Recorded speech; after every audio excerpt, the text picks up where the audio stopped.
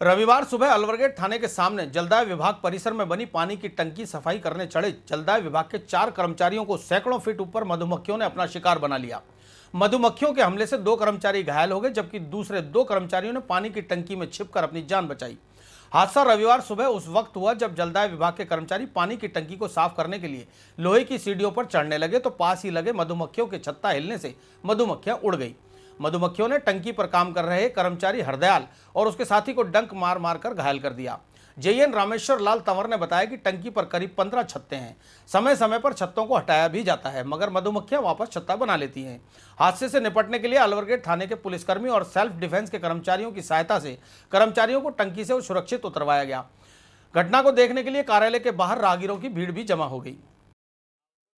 ये water works वाले टंकी सफाई करने के लिए अपने कर्मचारियों को चढ़ाए थे ऊपर। में ऐसा हुआ है सर, इस दरमियान टंकी के बीच में एक वो लग रखा है मधुमक्खियों का छत्ते हैं, तो सर वो 10-15 करीब है।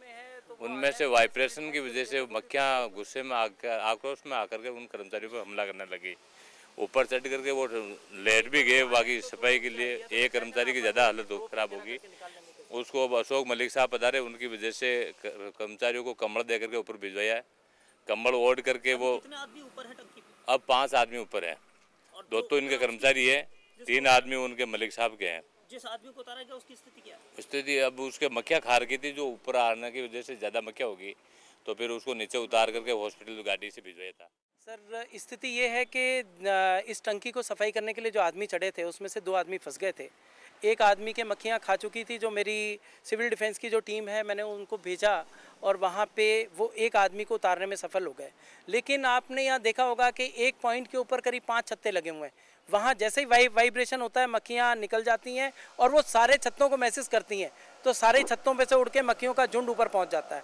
अभी मेरे जो आदमी गए थे उसमें जो आदमी एक को उतार के लाया उसमें भी सर बचाव की कार्रवाई ये है कि हमने इसमें रोप लगा के भी कोशिश करी, लेकिन उससे भी वाइब्रेशन है।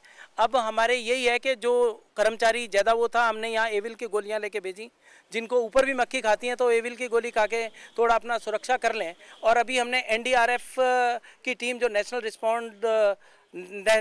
डिजास्टर रिस्पॉन्स फोर्स की टीम, जिसको ट्रेनिंग के लिए पीटीएस बुला के रखा हुआ है अहमदाबाद से, अभी उनसे हमने कांटेक्ट किया है। जो कमांडेंट है देवी सिंह जी, उनको हमने कांटेक्ट किया है और मैं चाह रहा हूँ कि एनडीआरएफ की टीम भी आके यहाँ पे इसको देख ले और वो भी इस स्थिति से कैसे निपटा जाए उसके बारे में हमारे को भी।